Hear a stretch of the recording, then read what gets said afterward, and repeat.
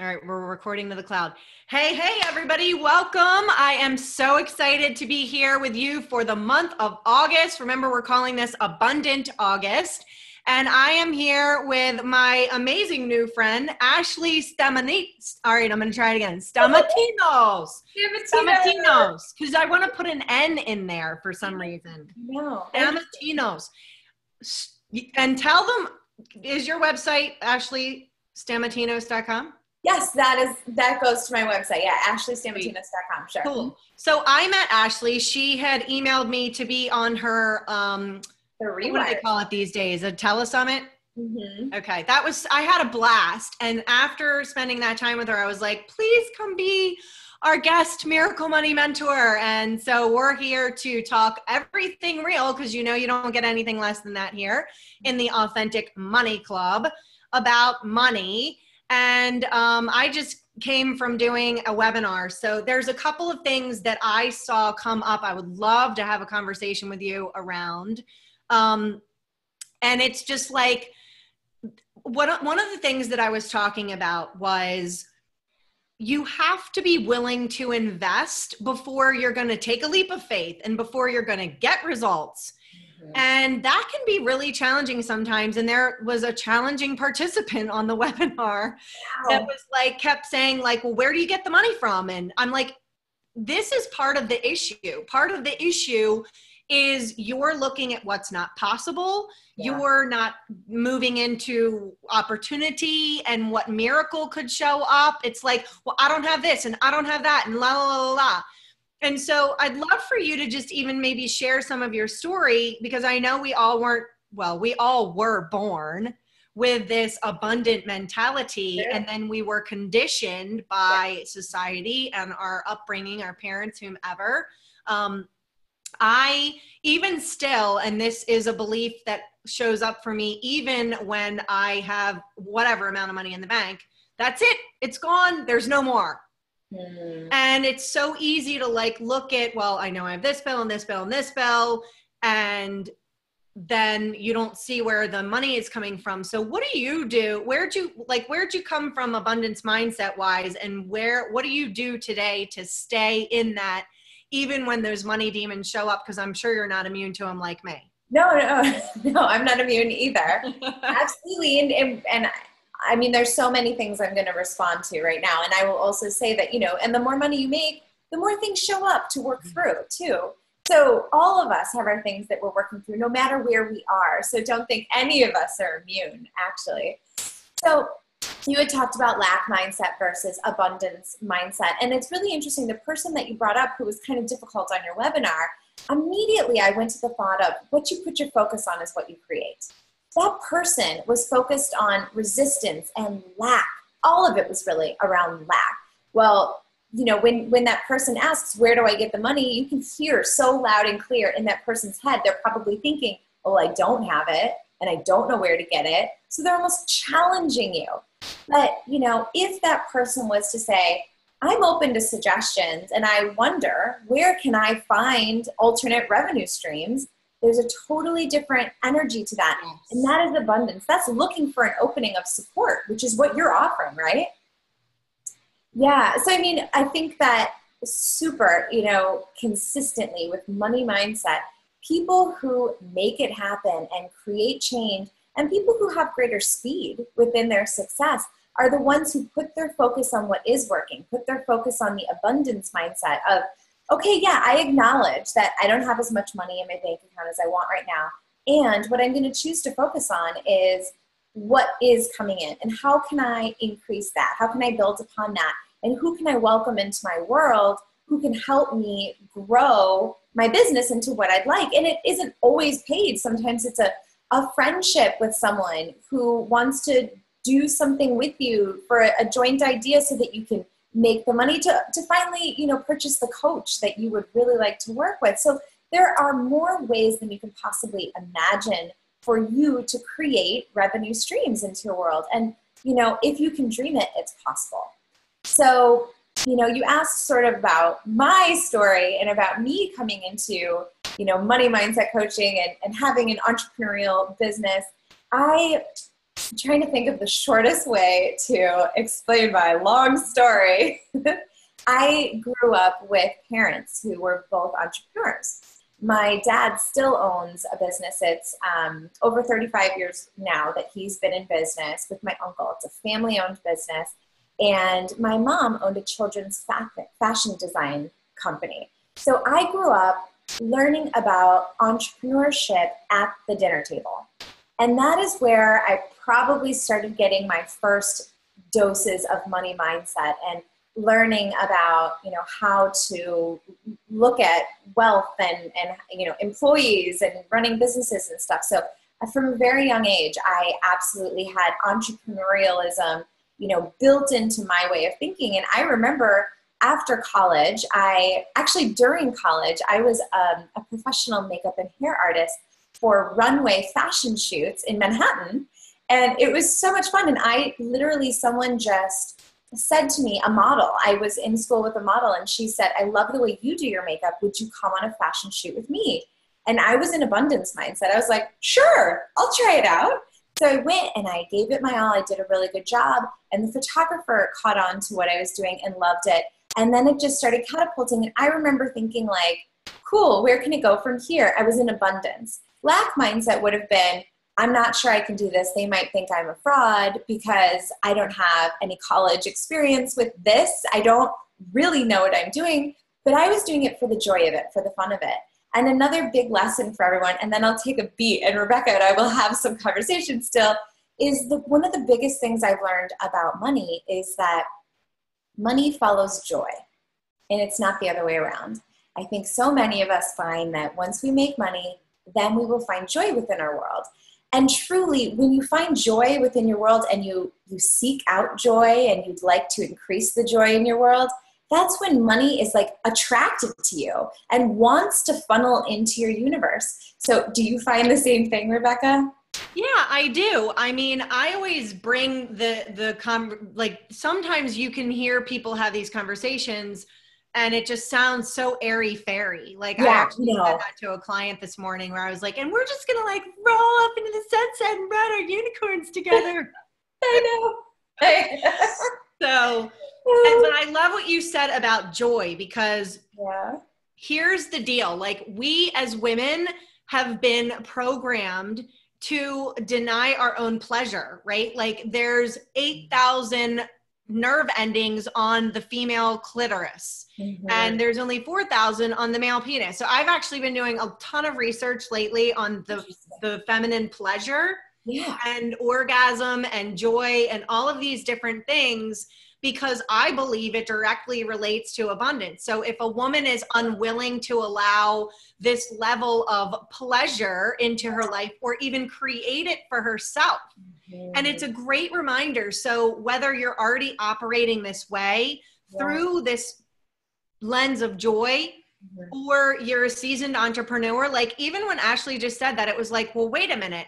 I've been, I just got home from vacation and it's been a little bit of an adjustment for me. I kind of don't want to live here anymore. It's cloudy and rainy and cold. And I'm it's the middle of August in Maryland area. What's going on?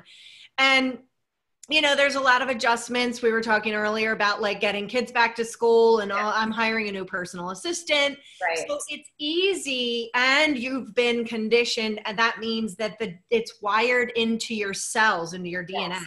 Yes. To get into this. Not that I haven't had a lot of joy since I got home. I certainly have, but I was look, if you put me on a beach anywhere, I mean, it's just the highest level of joy that I can experience. Yes. You're high on it right now. I'd love to talk to you too about, when I worked with my very first coach back in 2010, she talked about your joy set point. Have you ever heard of that? Ooh, no. So basically she said, think about your happiest moments as a child growing up. And on a scale of 1 to 10, what is that number?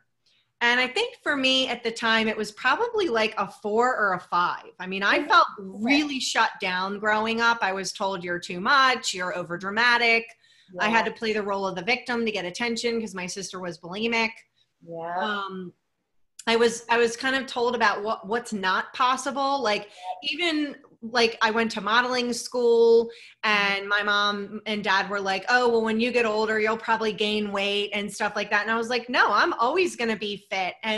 But between modeling school, my sister being bulimic, and me being told that, I definitely developed a tremendous amount of body shame. Sure, yeah. And yeah, it's crazy. And so then it's like, well, how do you get past your joy set point? And so what Shelley was talking about, and she was a holistic psychotherapist who taught you how to turn your life purpose into a business. And so she said, when you're out, if you're out with like a group of people or something, everyone's like really vibing high and they're having a great time. And they're like, and all of a sudden your joy limit is being pushed. You'll say something or do something to bring the comfortability level back to your level of joy set point, which is why when things start getting really amazing, we tend to sabotage. Like, if I'm making phenomenal money and I have this amazing boyfriend and my kids are like absolutely like, even I had to be aware on this vacation because I'd never been on a 2.5 week vacation before in my entire life. And so whenever I do feel like I'm kind of upgrading or up leveling or feeling more joy and pleasure and fulfillment, I'm on like hyper alert to make sure that I'm not doing anything, or I'm literally watching in slow motion as I am sabotaging it. So I'd love to hear from you, your perspective on that. You know, so my perspective is choice creates and awareness creates possibilities. So I think it's so amazing to have this awareness, this information that you just shared about what, you know, look back at your life and what is your set point, or what do you remember as the level. You know, I'm remembering back to some of the happiest times when I was a child, and mine's like an 8 or a 9. And so, like, you know, we all have really different places. And so, you know, you're trying to sometimes like bring it down to your comfort level, and I'm like trying to push it up, you know? And so we all have these really different things. And then sometimes I feel like, because I've worked with a lot of people like you have, sometimes we try to make it so complex and so complicated to change that, you know? And what if we simply made a choice? Okay, is this level of my comfort working for me anymore? Would I like to change it? What is my new set point? What would I like to create my life as? You know, what, you know, and it's not so much about your comfort level anymore, because so many of you who are listening, we're seeking to get out of our comfort zones and create things that are greater, you know? And that's where most success lies, outside of our comfort zone, you know, pushing yourself, or not even pushing yourself, but following the pull, kind of, you know, allowing yourself to flow into greater success, which really doesn't have to be pushing. And so I think choice is what creates. So I personally, part of the core of what I teach and the core of what has worked the best for me is always asking questions. And you'll notice that a lot of what I've already said is sort of by asking questions. So we have a set point. Is that working for you anymore? Right. Can you change it? If so, how can I change it? Is it someone outside of me, or is it me? Can I make a choice to change it? And then if the answer is yes, then yes. Okay, I choose to make it a different level, or I choose to have my joy be, you know, whatever today. And choice is so powerful. Choice trumps a lot of affirmations. It trumps a lot of, you know, our tricks and tools. You choosing is sometimes the most powerful thing to create a leap out of a hole that you're in. And you might need to change it again later, make a different choice again tomorrow. But today I choose to not be in that limited space. And choosing to allow it to be easy, I think, is the other thing, because again, women have been so conditioned with this, it's got to be hard, you've got to work, you've got to put in a lot of effort or a lot of hours, etc. And you know, another really interesting thing that I saw this week was a former client of mine from South Africa, and I coached her to her first 10K month, and then she went on to hit 17K. And I was referencing her in the webinar, which was funny because she actually showed up live on the webinar. And she's like, oh, I'm on the sales page. That's me. But I saw her post earlier this week that you don't have a money block. And I got this huge download. I love when that happens, where it's like all the dominoes line up and they're like, Yep. because I also study a lot of like mysticism. And as I'm sharing with you about pleasure and the woman's orgasm and that sort of thing, and why women get to like a certain age and they can't orgasm or whatever. There's so many different complex things. But anyways, one of my friends and colleagues, and actually in this Authentic Money Club, that was who our guest was last month, Kara Gilligan. Okay. And not in that particular sharing, but she shared at a different training that we need to stop seeing the world through the lens of it needing to be fixed. Like that Mother Earth is damaged. Like, no, if somebody's going down, it's the human species. It's not Mother Earth. Yeah. And when I saw Chanel make this post about why I don't believe in money blocks is actually what it said. It made me see through the same lens that Kara was sharing about not seeing yourself as having a money problem. That's your money block. But so what she's saying is like, if you don't think you have a money block, then with your choice, you create that. So, and I love when there are these flip perspectives, right? Where it's like, everybody's out there talking about money blocks, money mindset, blah, blah, blah, blah, blah. Yep. And then there's the one person that's getting your attention because they're like, that's bullshit. Yep. I think that's so awesome. I love that. And, that reminds me too, it's like the person who says, I am a great problem solver, the universe hears you and says, okay, I'll give you a lot of problems to solve. So it's the same thing. I have a lot of money mindset blocks that I need to fix. Universe is like, okay, I'll give you a lot more. So what if you flip it and you say, I don't buy any of those as real. I am me, without any blocks. And I wonder what else is possible from that perspective. Where can I go from here?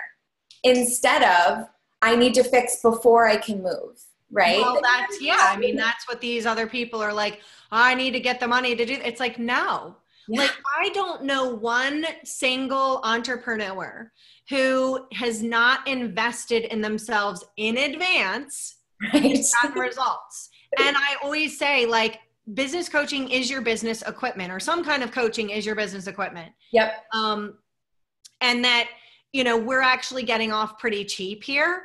Like, I know what my friend had to spend in order to open up her salon. Right. That's true. Brick and mortar, like $500,000, $1 million, easy as pie. And then on the flip side, like I couldn't just walk into a bank and be like, hi, I'm starting a school of feminine fortune and I'd like to earn $100,000. They'll be like, what, are you crazy? So getting creative. Again, like what we're talking about here is not looking for what's not possible, but looking for what's possible and getting creative with those resources. And, I remember staring out my French doors one day where I had this huge download on this exact topic. And I was like, I am $17,000 in debt right now for marketing stuff, which is nothing. Like that's so nothing. Yep. But I had been through a bankruptcy. I'm like, I'm never going in debt again, ever, ever, ever, ever. And I sat there and I heard a voice in my head that said, Rebecca, if you had a $17,000 loan for your school from a bank right now, would it be a big deal to you? Or would you be like, oh my God, this is awesome. Someone recognized that I'm an internet marketer and that I don't have a brick and mortar and they're lending me 17 grand. And it totally flipped the switch for me. Yes. And then I was like, I was okay with it. I was like, then I was all like revolutionary, like having a revolting experience, like, oh yeah. So what's the difference if it's a plastic credit card? So I'd love to hear what your thoughts are on, because I don't know, have you ever heard clients say to you like, well, I don't want to go into debt, or I don't use credit cards? Oh, and yeah. I've been very cautionary about this. Like, although I've talked to a lot of coaches about it, like my coaches, to kind of sort through my own head about it. Yeah. And it's like, there's good and there's bad debt. It's one thing to be like, I'm going on a $10,000 clothes shopping spree and I don't have any money in the bank. versus I'm going to make an investment in my business. That's the key. Yes, my bank balance is low, but I need to take a risk or to make an investment in order to grow my bottom line or my revenue or my profit margin. Yep.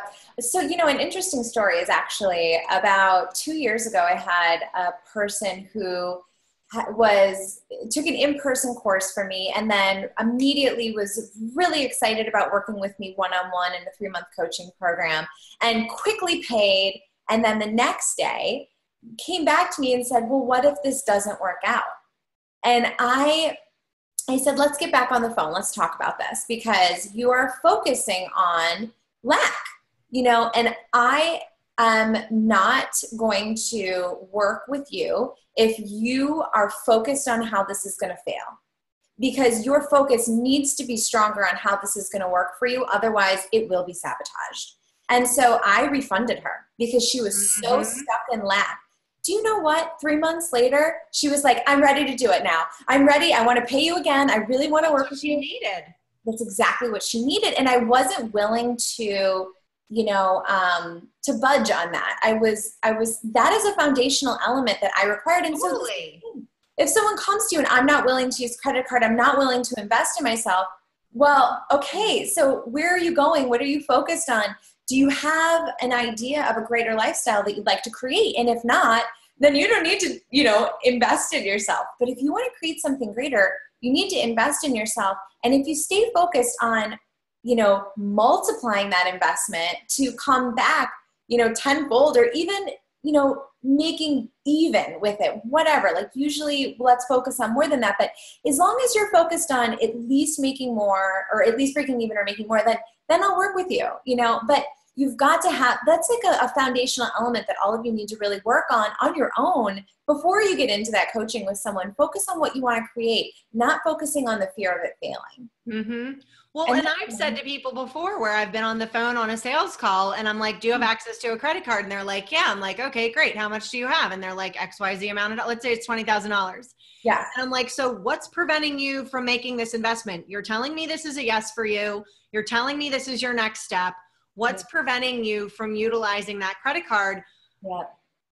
Here's what I say to people. If you genuinely believed in the success of your endeavors, then isn't this like same thing for me with the School of Feminine Fortune? It's like, there is no out. Like if I wanted to quit 1,000,000 times, yeah, big time. Like I'm like on the phone cussing and ripping my hair out with my coach.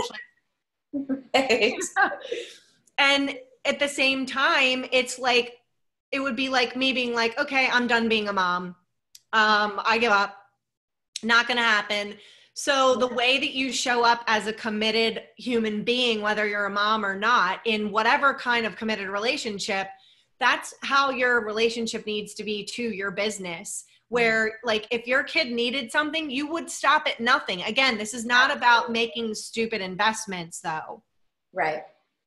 An investment that can increase your monetary flow, your happiness, things that will pay you back. It doesn't even have to be money immediately. It's like, will it contribute to me or will it take away from me? Yeah. And that's how, simple choices like that, simple questions like that are really powerful, to reflect upon. And honestly, when you're on the call, trying to figure out if you want to be within a coaching program, right there.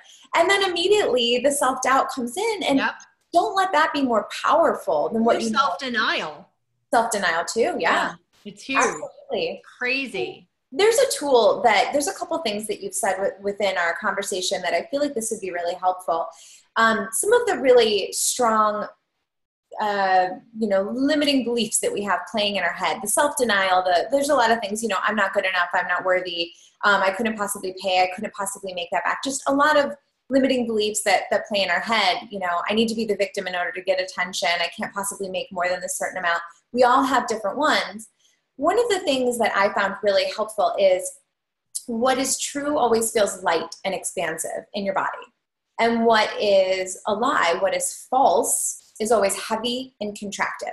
So say that thing, that belief that you're not sure if it's real or not. I don't deserve to make $100,000 this year.